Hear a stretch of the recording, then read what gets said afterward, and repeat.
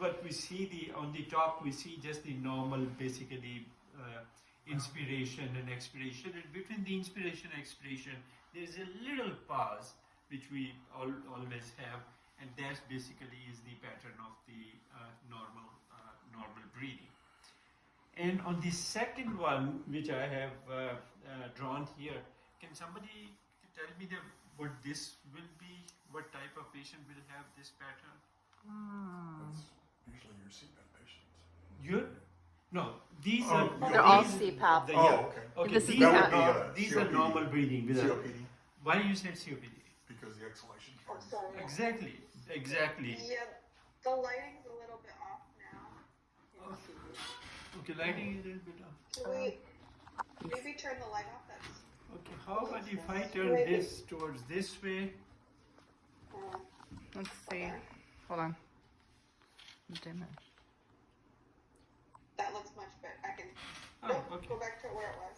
Whenever he turned that light off, that looked good. Okay, hold on.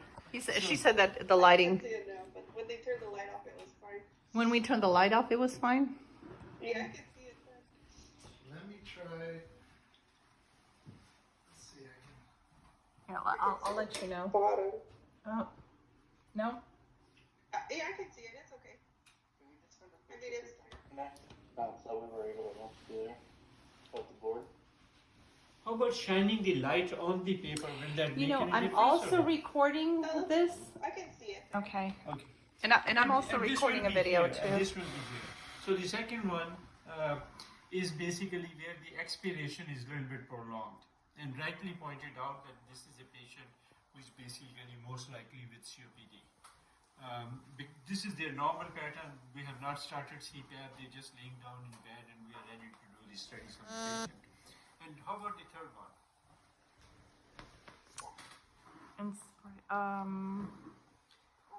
The third one Well, is it's really short, so it could be. Periodic or almost. No, it's more like somebody that's got restrictive lung disease. restricted lung disease. That's right. what, yeah. So the That's what I was patient is about to breathing say. in, okay, and then basically breathing out quickly.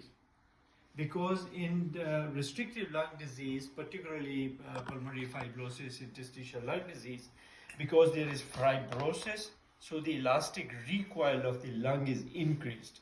So the patient breathes in and then quickly breathes out. The inspiration may be a little bit longer, and then the expiration is very kind of, quick. And then when you're titrating your patients, and when you kind of, starting the pressure, sometimes you start seeing a little plateau on the top. And when you see the plateau, you say, well, my pressure is not adequate. I need to increase more, because the airway is kind of, still not being kind of, splinted well. So you have your inspiration, there is a little plateau, you have your expiration, and then what you see is that once you increase the pressure, then basically the plateau goes away, and you basically have breathing close to what we see on the top. Then also we see sometime, and that's where when Kyle basically said that we should do the inspiration and expiration and label it.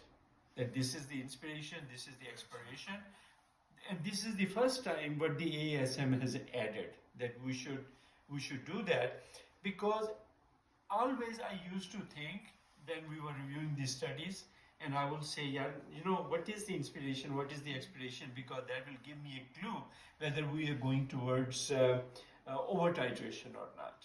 So as we are titrating the patient, and sometimes if we end up over titrating the patient, what happens is the patient quickly gets the breath in from the flow, and then the expiration is prolonged.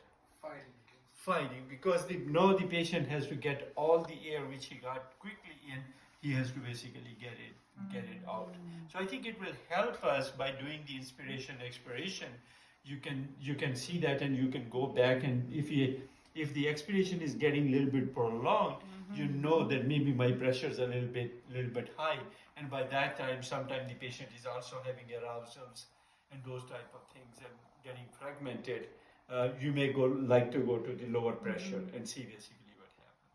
So that's why I thought that these 3-4 patterns we should look at, and keep that in mind, and with the inspiration, expiration, I think it will help us, and our titrations will improve further. I actually have a question. This hasn't happened very often, but on a rare occasion, I've seen a patient, and I don't know if I don't know. I know the text won't be able to see, but I'm recording video. But it will be like this, and the respiratory rate will, like, I'll have normal effort here, but then the CPAP flow does that, and the respiratory effort will be like, the respiratory rate will be like 40s or 50s. So are they hyperventilating or? They probably do, and I think that means that they were either the pressures were not adequate, whether they were low pressures or high pressures, and they're trying to compensate. Okay, Basically, yeah. so it's a I kinda compensatory thought that. mechanism, which basically, if we come, like if we hold our breath for several seconds, and after that we will breathe a little bit faster in order to get the catch the oxygen, to oxygenate ourselves. Okay. And I think those patterns are important to basically remember that.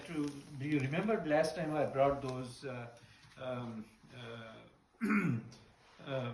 some of the epochs here of the patients who have the was it the pardon me? The Byers breathing and those type of things which we brought here. It basically helps as well as the patient is having that. And also always look at the medications also, that what type of medications the patient is having. Yeah. And when the patients, particularly Byers breathing, we see on patients who are on narcotic analgesics, particularly buprenorphine or morphine or Demerol or those type of things, and they are the one who will have that type of breathing pattern. Okay. So I thought it will be kind of interesting when we do that, then to kind of start to correlate, and it will definitely improve our efficiency on